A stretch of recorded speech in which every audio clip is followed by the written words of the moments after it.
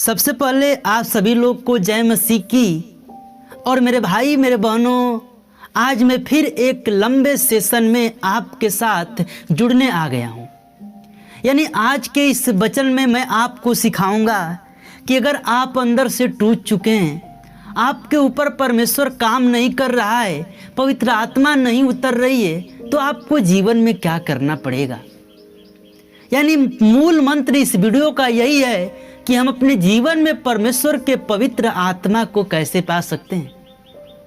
आइए हम वचन की तरफ पढ़ेंगे और एक वचन से मैं बात करूंगा, लेकिन एक बात मैं आपसे बताना चाहता हूं कि एक बात हमेशा याद रखना कि अगर आप किसी के साथ गलत करोगे, आप किसी के साथ निंदा करोगे, तो आप अपने जीवन में सुखी नहीं रह पाओगे, चाहे भले ही आप परमेश्वर के पास जा रहे हो क्यों नहीं। क्योंकि यीशु ने एक बात कहा कि भलाई करना सीखो। मैं आपको इस पर एक कहानी सुनाता हूँ कि कर्म का फल भुगतना पड़ता है इंसान को। एक बार की बात है कि एक मछुआरा जो होता है मछली मारता है, वो मछली मारने के लिए गया और उन्होंने बहुत खुशी के साथ गया और एक मछली को उसने पकड़ा। और मछली पकड़ने के बाद वो बहुत खुश हुआ, लेकिन जो मछली पकड़ा था वो क्या था, थोड़ा शरीर में कमज़ोर था, वो दुबले पतले था। और एक दूसरा व्यक्ति गया और उससे क्या था, थोड़ा जोरगर था, जिसको कहते हैं बॉडी बिल्डर था। और उसने उसके हाथ से मछली को छीन लिया। और जब मछली को छीना, मछली थोड़ा छटपटाई और अभी मछली जिंदा थी, उसके अंगूठे में मछली ने काटा। अब अंगूठे ने मछली काटा, मछली छोड़ा, मछली नीचे गिर गई। फिर उसके बाद वो दौड़े डॉक्टर के पास गया और मछली को भी ले आया, बनाया, खाया। और क्या हुआ कि वो डॉक्टर के पास गया और उन्होंने पट्टी की और डॉक्टर ने कहा 3 दिन बाद आओ, देखते हैं फिर क्या होता है। वो 3 दिन बाद गया, घाव और ताज़ा हो गया। डॉक्टर ने बोला पूरा उंगली काटना पड़ेगा, नहीं तो पूरा हाथ जाएगा। उसने बोला काटो। उसने क्या किया कि फिर उसके बाद अंगुली काट कर पट्टी किया, 3 दिन बाद आओ, देखता हूँ। फिर उसके बाद क्या हुआ कि फिर वो डॉक्टर के पास 3 दिन बाद पहुँचा और घाव ताज़ा हो गया। बोला पूरा आपका बाजू यहाँ तक काटना पड़ेगा, गट्टा काटना पड़ेगा। उसने कहा काटो, इसका कोई चारा नहीं है, नहीं तो नहीं कटेगा तो आपका पूरा हाथ जाएगा। उसने गट्टा काट दिया। फिर उसके पास बोला 3 दिन बाद आओ, देखते हैं। फिर 3 दिन बाद गया और घाव ताज़ा हो गया। बोला पूरा आपको हाथ काटना पड़ेगा। कहा काटो, नहीं तो पूरा शरीर जाएगा। यानी एक व्यक्ति ने जब उसको देखा तो उससे पूछा कि कोई तेरे से गलती तो नहीं ना हुआ है। उसने कहा कि हाँ, मैंने किसी के मछली को छीन कर खाया था, मैंने किसी मछली को छीन के खाया था, शायद उसी का फल तो नहीं न है। उस आदमी ने कहा जा उसके पैरों में गिर जा। दौड़े उसके पास गया, उसको ढूंढा किसी तरह और जाकर उसके पैरों में गिरा। और उसने बोला कि भाई तूने कौन सा मंत्र चलाया, कौन सा विद्या चलाया कि तूने मेरे हाथ को इतना तक कटवा दिया एक मछली की वजह से। तो उसने एक बात कहा, उसने कहा कि मैंने कोई जादू नहीं किया, मैंने कोई टोना नहीं किया, मैंने सिर्फ एक बात कहा कि हे परमेश्वर, इसने मैं मुझको अपनी ताकत दिखाई है, तूने अपनी ताकत इसको दिखा दे। हालेलुया। और परमेश्वर ने अपनी ताकत उस व्यक्ति को दिखाया। यानी हम इस बात से जान सकते हैं कि कर्म का फल भुगतना पड़ता है। आप गलत कर्म करोगे, आपको भुगतना पड़ेगा। आप किसी के साथ गलत करोगे, आपके साथ भी गलत होगा। क्या हुआ कि एक बार की बात है कि एक आदमी ने गया फल तोड़ने। अब फल को देखा किसने, आँख ने, और मन में लालच आई। फल देखा आँख ने और लालच आई मन में, लेकिन गया किसने, पैर ने। गया पैर ने, तोड़ा हाथ ने। अब जब गया पैर ने, तो पैर तो फल को तोड़ नहीं सकता, तोड़ा हाथ ने। अब हाथ तो फल को खा नहीं सकता, खाया मुंह ने, और मुंह तो फल को रख नहीं सकता, रखा पेट ने। और जब ये सब करते हुए माली ने देखा तो उसको आया गुस्सा और उसने मारी पीठ को। अब पीठ तो फल को अब पीठ तो दर्द सह रहा था, लेकिन पीठ ने नहीं फल को देखा था। फल ने किसको देखा था? आँख ने, यानी आंसू आए आँख से। यानी फल ने किसको देखा था? आँख ने देखा था। मेरे भाई मेरे बहनों, यानी उसका फल आँख को मिला। यानी हम इस बात से जान सकते हैं कि जो फल आँख ने देखा उसी से आंसू आए। यानी हम इस बात से परख सकते हैं मेरे भाई मेरे बहनों कि हमको अपने जीवन में गलत कर्म नहीं करना है सबसे पहले। हाँ, अगर आप अपने जीवन में कोई ऐसा पाप कर दिए हैं जो कि आपको ज्ञान नहीं था, तो परमेश्वर की दृष्टि में माफ है।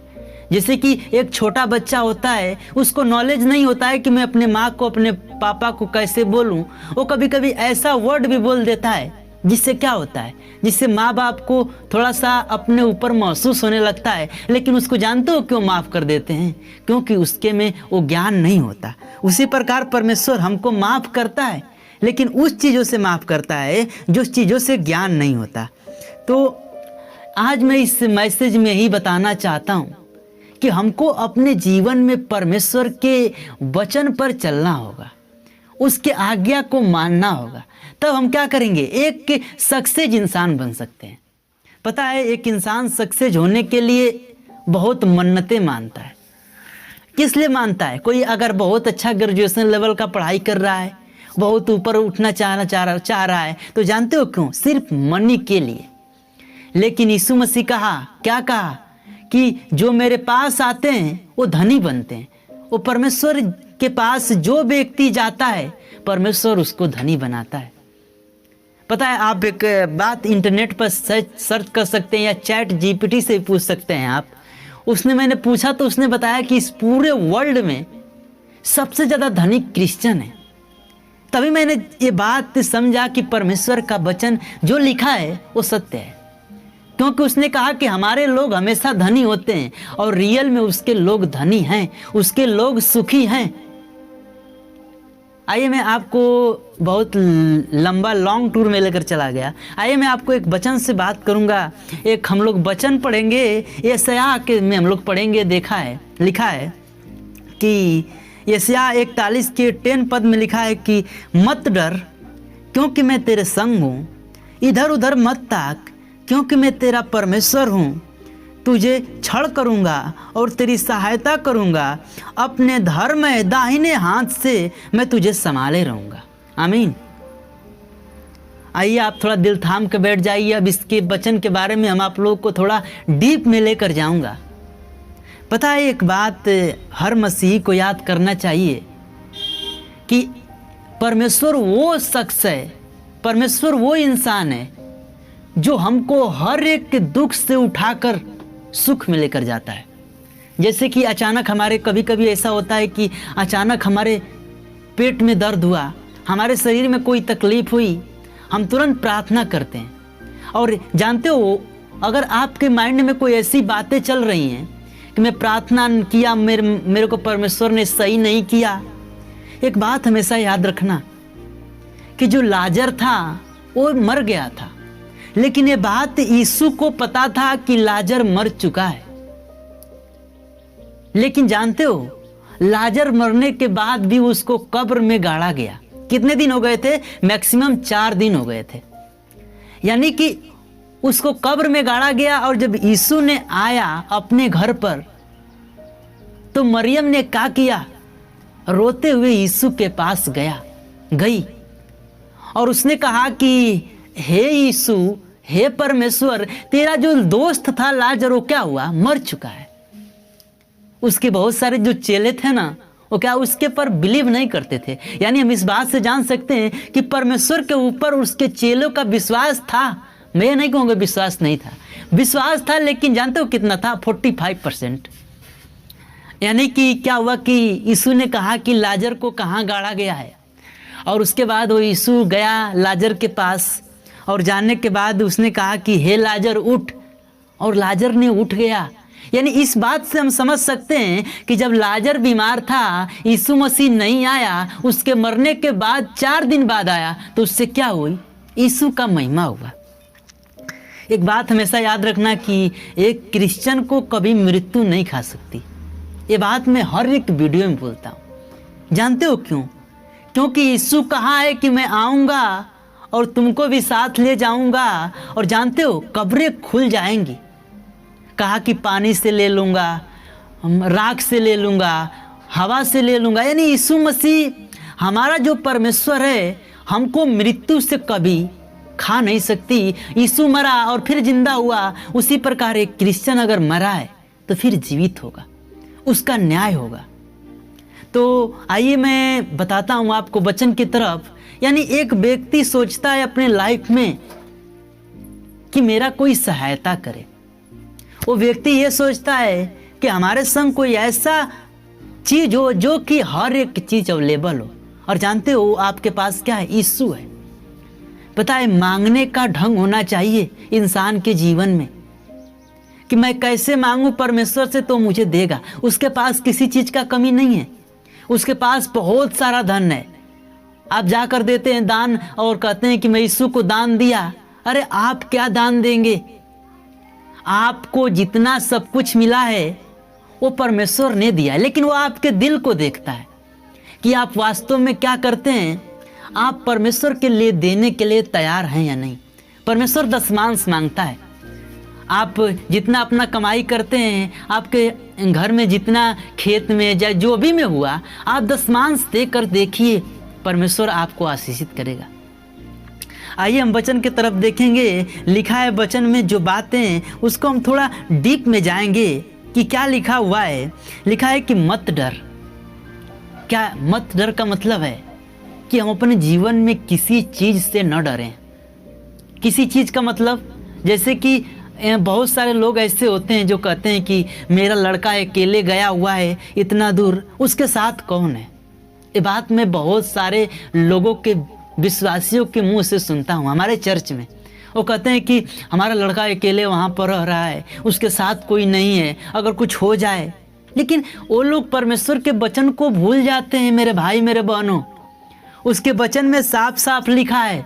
क्या लिखा है? कि मैं तेरे संग संग रहता हूँ। हमारा परमेश्वर हम लोगों के संग संग रहता है। इस बात से हमको कभी नहीं घबराना है कि हमारा लड़का अकेले गया है तो उसको कुछ हो जाएगा। नहीं, आपके साथ यीशु है। उसके क्या हैं? उसके बहुत सारे जो दूत हैं वो हैं उसके साथ कुछ नहीं हो सकता। पता है मूसा जो था परमेश्वर का बहुत बहुत अच्छा चेला था। मैं मूसा के बारे में जब भी बातें करता हूँ अंदर से बहुत खुशी महसूस होती है। पता है मूसा एक ऐसा व्यक्ति था जो इस्राएलियों को ले आने के लिए परमेश्वर ने उसको भेजा। लेकिन वो मूसा जो था वो तैयार हो गया जाने के लिए इस्राएलियों के पास। लेकिन सबसे ब्यूटीफुल नेचर जानते हो क्या था? मूसा का जो सबसे ब्यूटीफुल नेचर था वो ये था कि मूसा बहुत ही नम्र व्यक्ति था।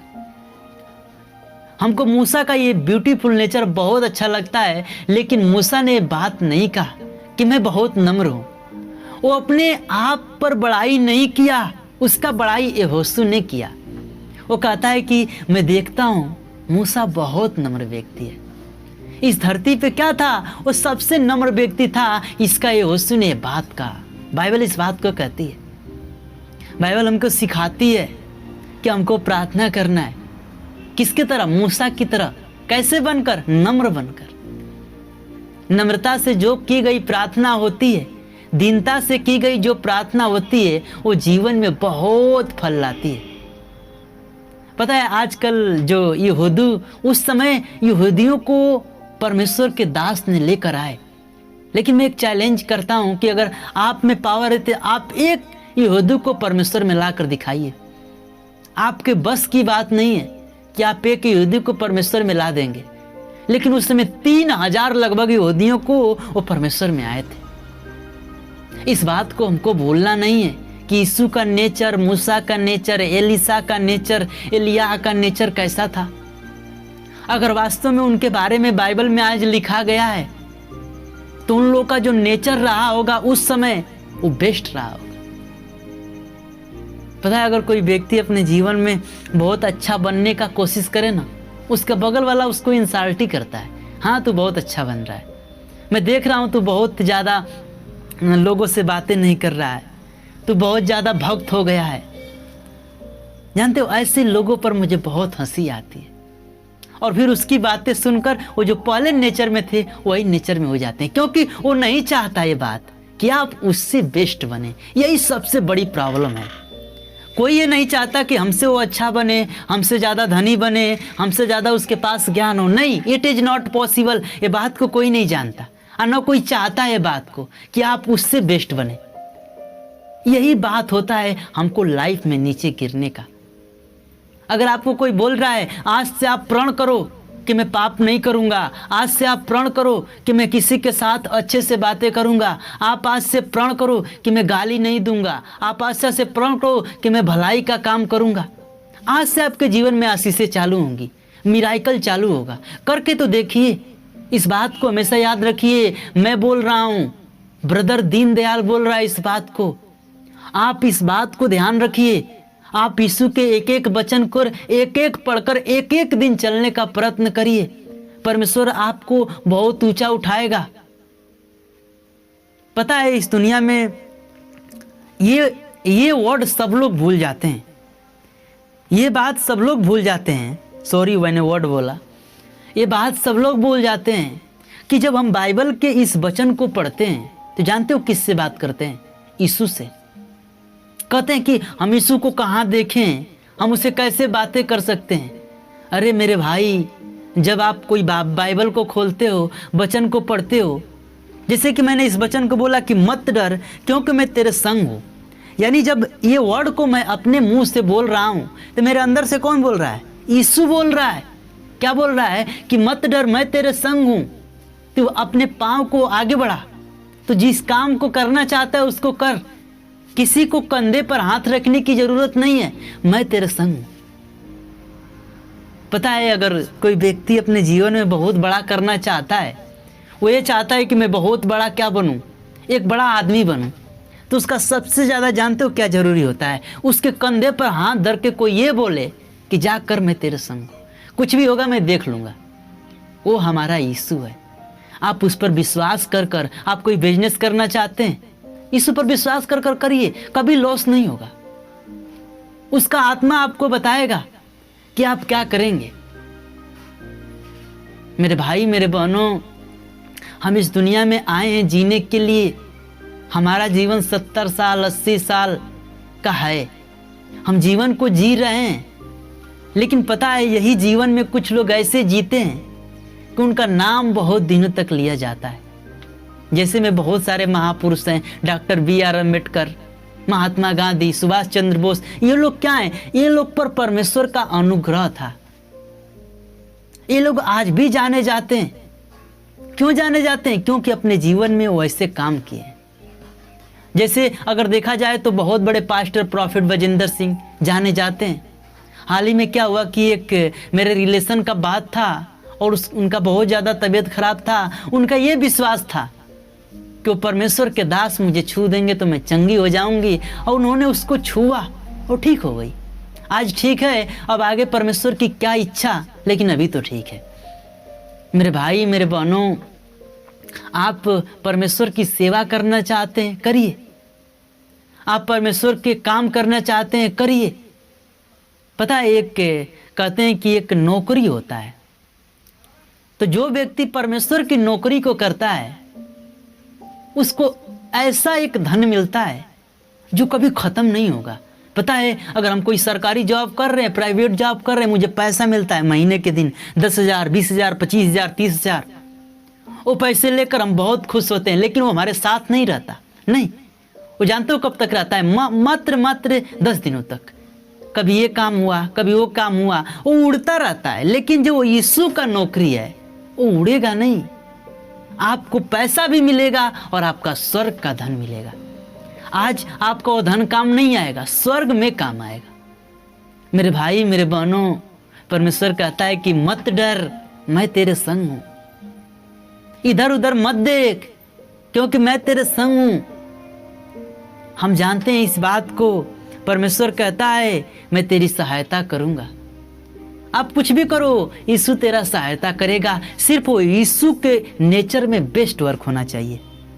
ये नहीं कि मैं चोरी करने जा रहा हूँ, हम परमेश्वर से प्रार्थना करूँ पिता तू मेरे संग संग होना, तो नहीं नहीं, ये पाप है।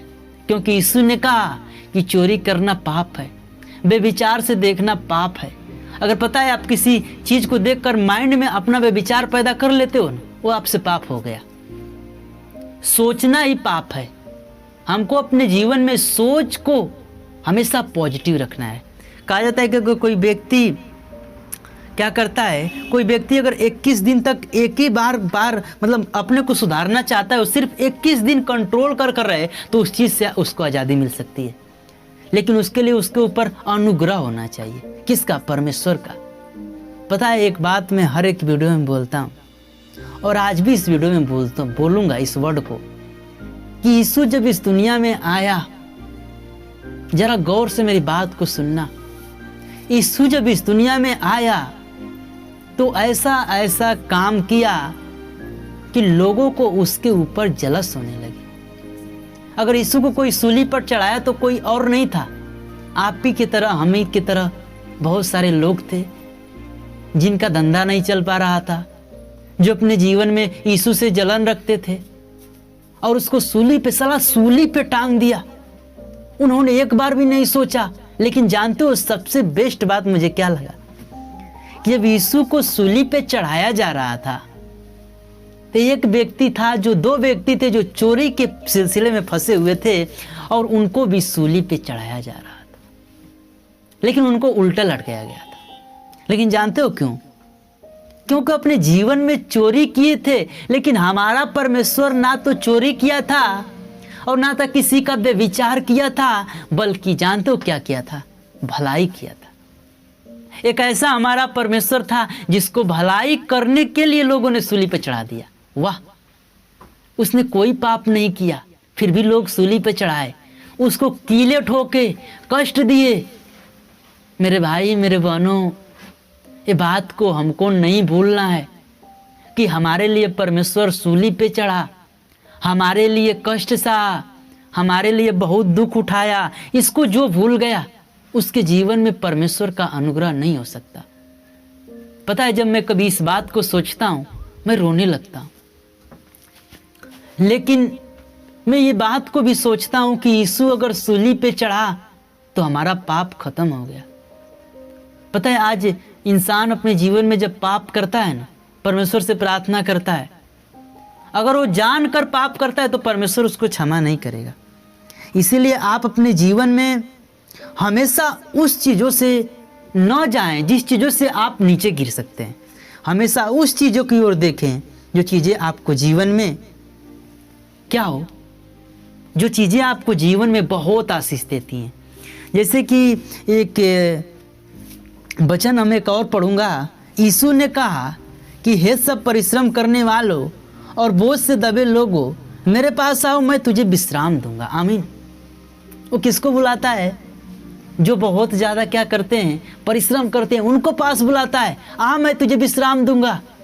बोझ से दबे लोगों, वो कर्ज से दबे लोगों, आ, मैं तुझे शांति दूंगा, मैं तेरे बोझ को अपने ऊपर ले लूंगा। ऐसा कोई नहीं है मेरे भाई मेरे बहनों, लेकिन हमारा परमेश्वर हमारा बोझ को लेता है और हल्का करता है ताकि हमको सुकून मिले।